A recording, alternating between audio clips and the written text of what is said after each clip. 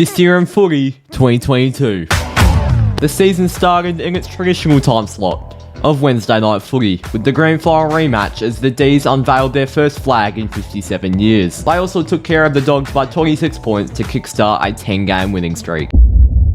You've been preying on us the last two times. You barracked for Melbourne, Tom Morris. Is that the way Fox want you to operate? Yeah, is that what you're doing? Is that the gutter journalist you want to be? Fox backs me. The famous Thursday night matchup between the Blues and the Tigers was back as the second game of the season this time around. Carlton broke a long-time drought against the Tigers by 25 points, kicking the Michael Voss era off with a bang. Aside from all that, Sam Doherty stole the show, kicking a goal on his return from a battle with cancer. The team set for a bottom four finish brought shockwaves around the competition on the first Friday night of the season, as Collingwood brought a grand upset upon the Saints at Marvel. This was also the first glimpse at AFL level we got of rising star Nick Dacos, as he brought the house down with a 27 possession display on debut. The two WA clubs started at very different ends of the spectrum, with a season from hell for the Eagles starting with a 27-point defeat to Gold Coast and Perth, while Fremantle had one of the club's great wins, ending with one of the best defensive acts we've ever seen. Carlton brought themselves a bucket load of hope for the Voss era as they knocked over last year's grand finalists, the Western Bulldogs, with eventual Brownlow medalist Paddy Cripps leading the way with 2 goals and 35 disposals. One of the greatest moments in AFL history took place on the Friday night, with Buddy Franklin becoming the 6th player in VFL AFL history to boot 1,000 goals in the biggest pitch invasion the game has ever seen. Every back in the nation tingled in one of the great nights of Australian rules football. Oliver Florent and Chad Warner were especially moved by the moment by taking a walk outside the SCG during the game. The madness kept on coming, with Collingwood and Adelaide having a halt in play at the MCG as a fire alarm, which turned out to be false, kept on adding a bizarre first couple rounds. Oh, we have it. We understand there's a fire somewhere in the MCG, so everyone is being evacuated. Port Adelaide would deliver a reality check in the form of a 64-point clapping by the Hawks at the Adelaide Oval, while North Melbourne took care of the Waffle All-Stars by 15 points as the Eagles were ravaged by 14 changes. Let's run through them. Out: Gaff, Hoff, Edwards, Dixon, Winder, Regan, Nelson, Waterman, Jones, Kennedy, Rotham, Natnui, Barras and Langdon. In: Black, Witherden, Dewar, Ainsworth, Jamison, Mountford, Darling, Williams, Duggan, Ryan, Edwards, Shuey, Gyro, Kelly. I mean, this Declan Mountford bloke went back to working at his Wagyu beef company on the Monday. Jordan Dawson brought us one of the great showdown moments ever, with a kick after the siren to get the Crows over the line by 4 points in a game that will be remembered for a long, long time. GWS and Gold Coast.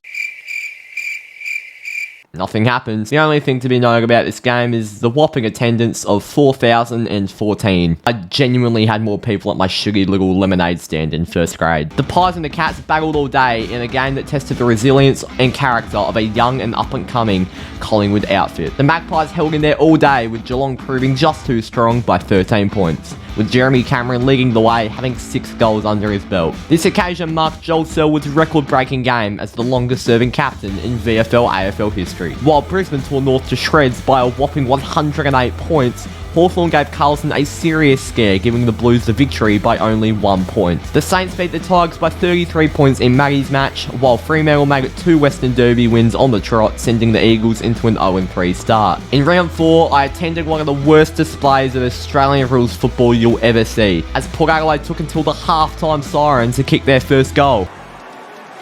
How his team need one now. Oh no, it's a reversal, a Melbourne free kick. Oh no, it took them 13 minutes to go in the third quarter to get there first. He accelerates away from Rivers, has a bounce, Rivers will stick to the task, Mitchell shrug in, sell the dummy. No! Oh no! They might still get it, they will! Oh wait. Oh, for fuck's sake, Port West Coast picked up their first of only 2 wins in 2022 in a massive upset against the Pies. Jamie Graham took head coaching duties at the Dockers for his second straight game with Justin Longmuir in health and safety protocols, as the Dockers beat the Giants with a free kick count of 42-16. 42-16. Essendon's season got up and running with a 4-point thrilling win over the Crows. The Saints demolished the Hawks by 69, and Carlton got delivered their first reality check of 2022. In round 5, Collingwood kept on delivering convincing performances to the best as they fell to the Lions at the Gabba by only 7 points to show that Craig McRae's men aren't here to mess around in 2022. Good Friday delivered smashings all around the park, with the Dogs serving the Roos a 68-point defeat and the Swans giving West Coast a snap back to reality with a 63-point win in Perth, in a game which saw the Swans lead 56-0 halfway through the second term. The Crows exposed the inconsistent Tigers, and Melbourne delivered a grand whopping of GWS by 67 points, starting the reigning Premier season off 5-0. Carlton continued to show signs of late game fade-off, with a huge scare coming from Port Adelaide, only winning by 3 points, which saw the power slump to an 0-5 start, coming off a minor premiership and a top 4 finish. The round finished on Easter Monday as we saw Sam Mitchell's Hawks prove to the Cats that they are no easy feat, producing an all-time classic win by 2 goals. A bipolar Friday night for the Saints saw Max King kick 7 behinds. Jack Hay devastatingly doing his ACL after a fantastic start to the season, with St Kilda beating GWS by 17 points in Canberra. The Crows produced a miracle upset against the Dogs by a point, which sparked hope and belief of the Crows' first finals berth under Matthew Nicks. Port Adelaide picked up victory number 1 of 2022 in the fashion of an 84-point obliteration against the West Coast Eagles. Fremantle left the ghosts of Mark Murphy, Jack Nunes and Sam Walsh behind, picking up a victory by 35 points over the Blues. Anzac Day Footy made a return to the MCG, with Melbourne getting themselves to a 6-0 start against the Tigers, while the day after, Anzac Day Footy was also back at the MCG, seeing the major birth of cult hero Jack Ginnivan with 5 goals and an Anzac Day medal. This caused Kane Corns to shut up and dye his hair to ginny blonde. West Coast season went on with a 109-point loss to the Tigers in Perth, the club's biggest loss in history. The good thing was, it literally couldn't get any worse, apart from 7 Eagles players clubbing during a global pandemic the night after a thumping. Fremantle's premiership dream was sparked alive, moving to a 6-1 record as they shocked Geelong at the Calgary by 3 points in one of the club's greatest ever wins. Hawthorn came the closest out of anyone to knocking over the Demons, falling short by only 10 points, while a scrapping Cairns sees the power pull an AFLW scoreline win over the Saints by a singular point.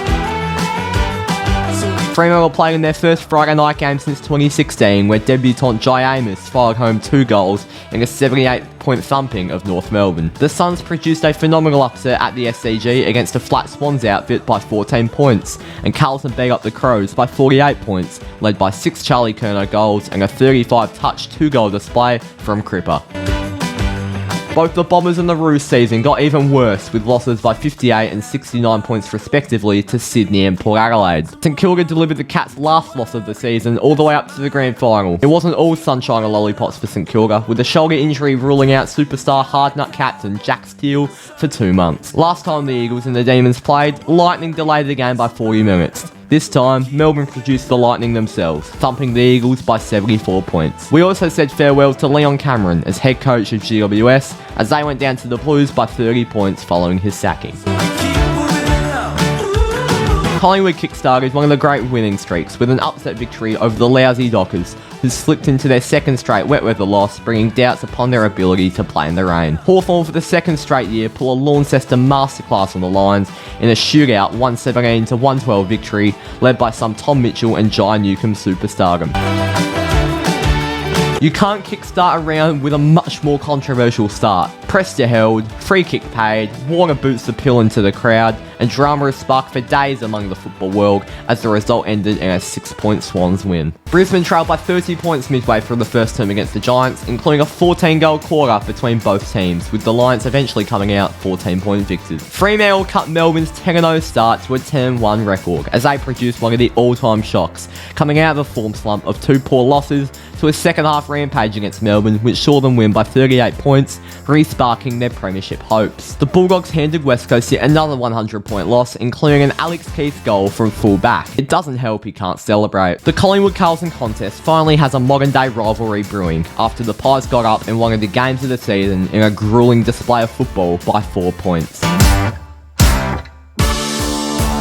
North Melbourne and West Coast continued their 2022 tradition of being ultra shit, respectively losing by 31 and 62 points to the Crows and the Suns. Sydney give Melbourne their second straight loss in another shock result at the MCG as questions about the Demons' forward line structure start to loom. We started to realise that it could be a common theme with Collingwood in close games as they pull another nail-biting wing out their arse by 4 points against the Hawks. Fremantle plucked another flag contender in the Lions, beating them by 14 points at Optus Stadium, a week after the win over Melbourne. It was a true Essendon Friday night. Have a massive pre-game show to celebrate 150 years of their club, with club legends left, right and centre giving them a pep talk before the game in front of 60,000 at the G against an old rival, only to lose by 5 goals and play in an ultra shit manner. Dual Brownlow medalist Nat Fyfe made a return to a winning Freo side who got the job done over the Hawks, as Queen's Birthday confirmed Collingwood as contenders and the Demons as potential pretenders, with Melbourne's third straight loss on the trot.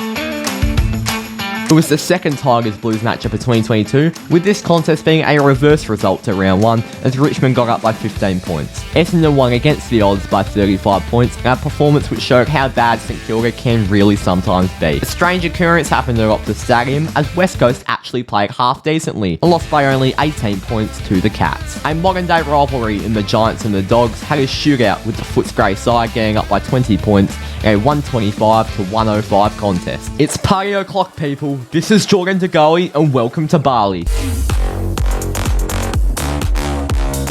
Melbourne got back to winning ways in emphatic fashion with a 64-point mauling of the Brisbane Lions, which saw Luke Jackson step up to stardom in the absence of Max Gawn. West Coast saw their second and final victory of 2022 against a half-decent team.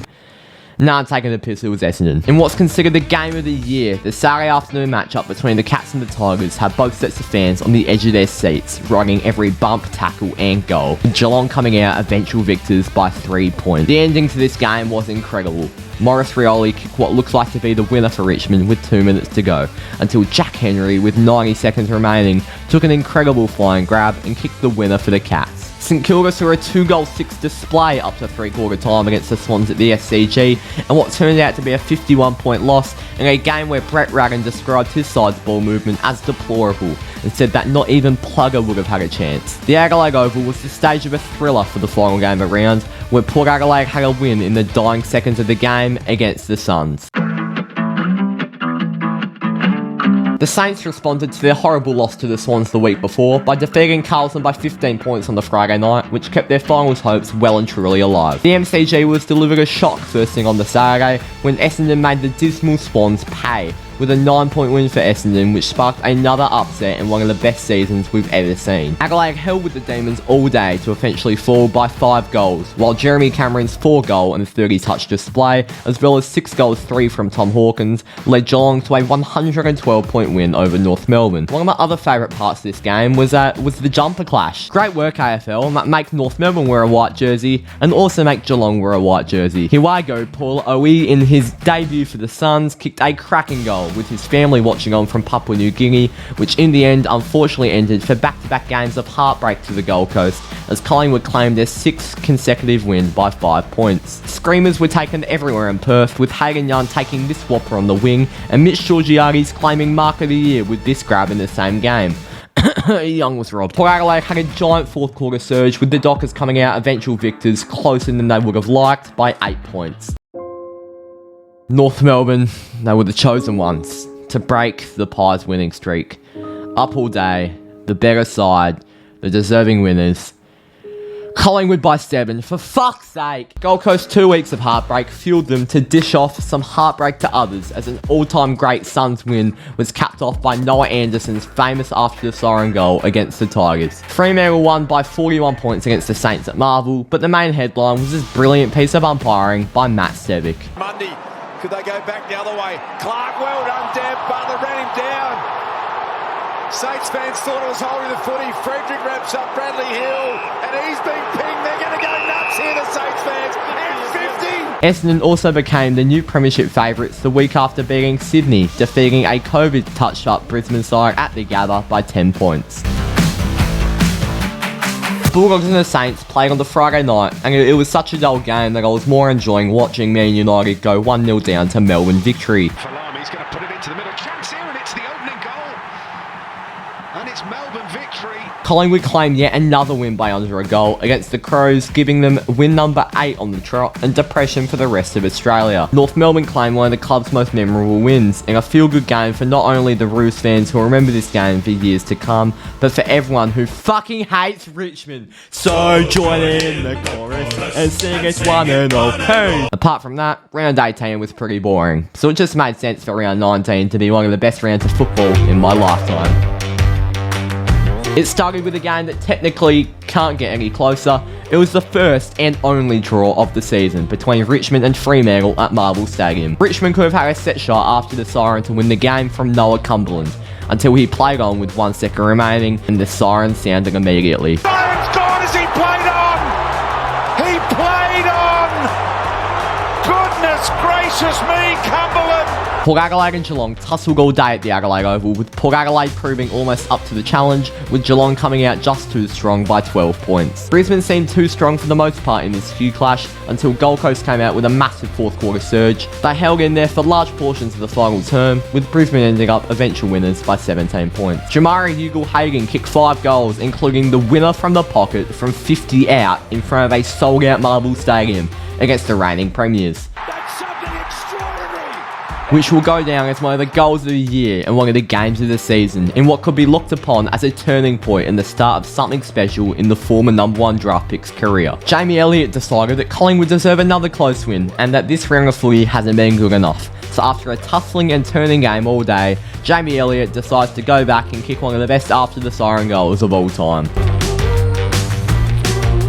Freo brought out the retro jumpers for retro round on the Friday night against the Demons, and the Dockers really went all out with the retro by playing in a retro sort of manner, losing by 46 points. The highlight of the evening was Jake Melksham stealing a Fremantle jumper with Jackson on the back of it before the game. It really seemed to work, didn't it, Jake? The Pies, they win another by only 6 points against another mediocre team in Port Adelaide, and that extends their winning streak to 10. This is a team who was in everyone's bottom 4 predictions at the start of the year. Essendon beat North Melbourne by 48 points, but the main big point from this game is 172 fantasy points from Zach Merritt, including a goal, 38 touches and 10 tackles. Just fuck me. Brisbane led the Tigers by 36 points at halftime to only choke in the most horrendous of manners, and we can blame the whole thing on Rob Vlogs.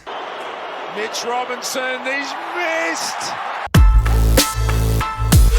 Collingwood complete the season double on the Ds in one of the games of the season at the MCG, scoring win number 11 on the trot and forcing the Ds to dig deep for some form heading into finals. Hawthorn beat the Suns by only 7 points at UCATT in yet another cracker, which was headlined by third gamer Elijah Hollands collecting 2 goals, 23 possessions and spark in a bright Suns future. We also saw West Coast Josh Kennedy having a illustrious last game of his AFL career, kicking 8 goals in a loss to the Adelaide Crows at Optus Stadium. The Giants almost claimed a massive upset win, which the Dogs ended up winning by 5 points in a cracker Saturday afternoon contest at Marvel. Cozzy Pickett with a brilliant goal capped off a brilliant game at the MCG, with Melbourne coming out 5-point winners in a back and forth contest, which saw both sides have sniffs at winning the game. David Mundy got a farewell off Optus Stadium in his final Western Derby as Fremantle beat West Coast by 24 points and Sean Darcy claimed the Glendinning Allen medal. Sydney were the chosen ones to end Collingwood's 11-game streak, beating them convincingly by 27 points. At Marvel Stadium, however, there was no peace as a murder took place with the Essendon Football Club dying by 84 points in a tragic manner.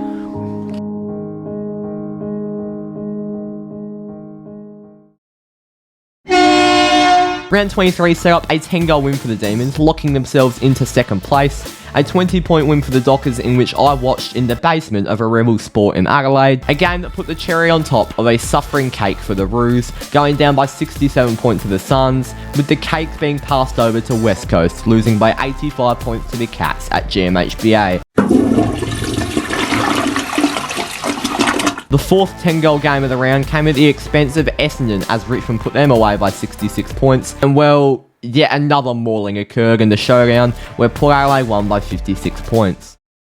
This shit round of footy was all worth it. It was all to see Carlton suffer, go down astronomically, painfully, to miss finals at the expense of poor decisions by the players. And you guessed it,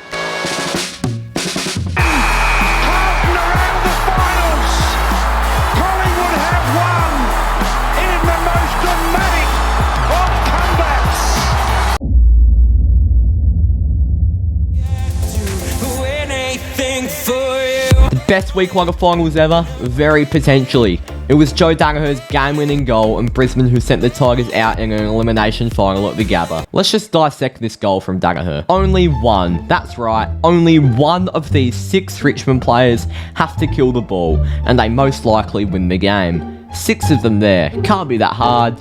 What do? They do this. It's touched off the boot, no mark, offhand goal! Richmond fans cried about Tom Lynch's goal not counting, but the Tigers did it to themselves. Sydney claimed a shock qualifying final win at the MCG, defeating the Demons by 22 points, while easily the game of the season and one of the best games I've watched in my lifetime took place at the MCG. This could go down as the game with the most pressure and intensity that I've ever seen, Collingwood finally being at the receiving end of a close loss by 6 points. The Bulldogs decided to go 41 points up halfway through the second quarter against the Dockers, but decided that they couldn't be bothered winning, so went on to choke the biggest finals comeback in 29 years, losing by 13 points. Let me paint the picture for you. I'm about to take off from Perth to Melbourne at Perth Airport, ready to head to Pies vs Freo the following night at the G. I checked the Demons line score one final time before takeoff. It was Melbourne 20, Brisbane 1. The shock of landing and seeing Melbourne out in straight sets and Brisbane being half decent in finals can't be understated. The following night, a fairy tale season for the Dockers came to an end, in which they had stage fright in front of 90,000 at the G,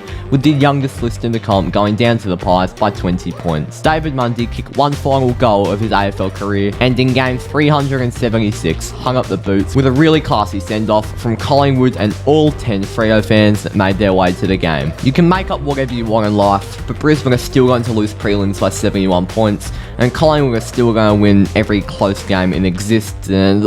Oh my days! Thank you, Sydney. It's the Cats and the Swans in the grand final. Hallelujah. It was only right for one of the best seasons in recent memory to be capped off with an 80-point grand final mauling by the Cats, which would see 4 Tyson Stengel goals, an insipid Sydney display, and a rightful Norm Smith medal going the way of Isaac Smith. Joel Selwood broke the AFL Finals games record, becoming the 2022 Premiership captain while doing so, while a few days later announcing his retirement from AFL football. What a year of footy it's been, from all the heartwarming moments to Carlton missing finals.